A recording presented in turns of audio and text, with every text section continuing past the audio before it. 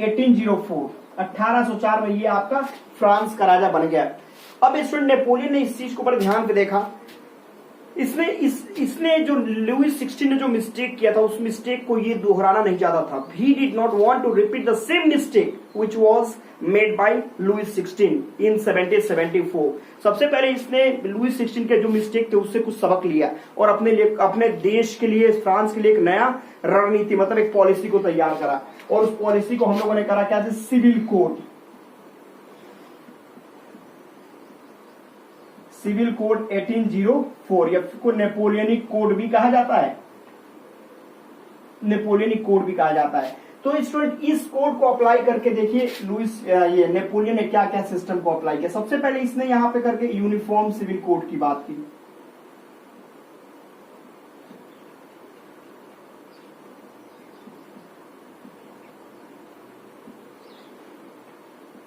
फिर इसने क्या किया,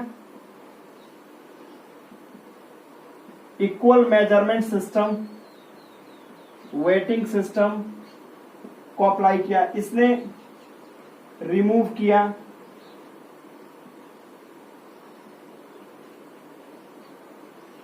all internal duty taxes,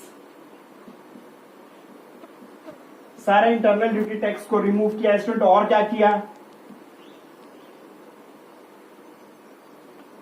improved किया education system, transport system and other system. क्या किया, रिमूव्ड किया all dynastic succession, dynastic hereditary system जिसको आप बोल सकते हो, हेरिडेटरी सिस्टम मतलब वंशवादी सिस्टम। जैसे मैं आपने देखा कि लुईस 16 ने एक मिस्टेक करा था कि फर्स्ट स्टेट का लड़का फर्स्ट स्टेट ही होगा। अब सपोज अगर आज के डेट में आपके देश में हो जाए कि भाई किरण बेदी की अगली लड़की किरण बेदी बनेगी, कोई दूसरा बंदा नहीं होगा, तो क्लियर है कि ये नीचे लेवल के जो लोग हैं वो रिवोल्ट करेंगे ही करेंगे। हम लोग जैसे लोग रिवोल्ट करेंगे, भाई अगर ऐसा तो है कि मैं हूं, अगर मैं टीचिंग कर रहा हूं तो मेरा आने वाला जनरेशन भी टीचिंग ही करेगा। तो हो सकता है कि वो प्रोफेसर और भी ज्यादा ऊंचे ओहदे पे जाए, हो सकता है वो IAS IPS बन जाए, हो सकता है कि देश का प्रधानमंत्री बन जाए, है कि नहीं। यहाँ पे स्टूडेंट है तो ऐसा तो है कि आने वाला जनरेशन स्टूडेंट ही रहेगा। तो कहने का मतलब विकास होना चाहिए। तो नेपोलियन ने इस मिस्टेक को नहीं किया, उसने डायनेस्टिक सिस्टम को रिमूव किया, हेरिडेटरी सिस्टम को रिमूव किया और भी मतलब बहुत सारे जो भी इंप्रूवमेंट थे सारे के सारे इंप्रूवमेंट किया उसने, नए नए रूल्स अप्लाई किए और इस तरीके से उसने सिविल कोड अप्लाई करके लोगों का सपोर्ट जीता, लोगों ने इसका सपोर्ट किया। लेकिन एक बड़ा इंपॉर्टेंट क्वेश्चन उठता है, ध्यान दीजिएगा, क्वेश्चन उठता है कि 1804 में नेपोलियन ने सिविल कोड अप्लाई करके लोगों का सपोर्ट जीत लिया, लेकिन यही सपोर्ट 1804 में जिन लोगों ने सपोर्ट किया था नेपोलियन का पूरी तरीके से, मतलब यह फ्रांस ने इसका सपोर्ट किया था, लेकिन यही सपोर्ट यहां पे 1814 में चलते चलते the French protested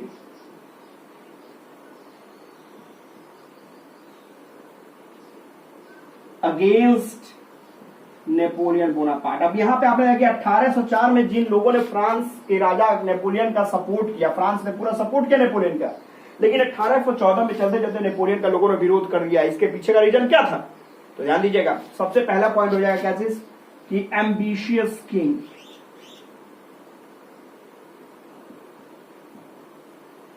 ambitious king वो क्या चाहता था, wanted to expand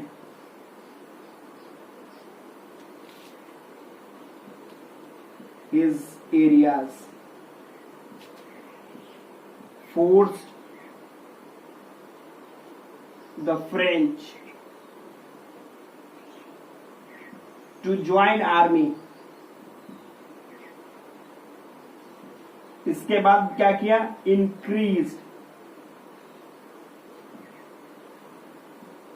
taxes many times। These all points over the regions, because of that the people of France started to revolt against Napoleon। तो स्टूडेंट बड़े ध्यान से देखिएगा, समझिएगा इस टॉपिक को। आपको मैंने बताया कि Napoleon became the king of France in 1804, no doubt। Napoleon did not want to repeat the same mistake which was made by Louis XVI in 1774। That's why Napoleon applied civil code, which was literally known as Napoleonic Code II। And by applying civil code, Napoleon brought most of the changes in France for what? To win the support of people of France। and it was clear that Napoleon destroyed all democratic system. But after that, the people supported him strongly because of civil code. But in 1814, the situation was reversed completely. In 1814, the people of France stood against Napoleon. Why? Because of this reason. As we know that Napoleon was an ambitious king. He did not want to rule only inside France. He did not want to settle himself inside the border of France only. That's why he started to think like emperor. And he wanted to control all over Europe. Because of that, he forced the people of France for what? To join army. Plus, he raised taxes many times, and these were the main blunder mistakes of Napoleon, and because of that, Napoleon was defeated in 1814 at Waterloo. And the next topic I will deal in next class. Till that, wait. Okay, enjoy.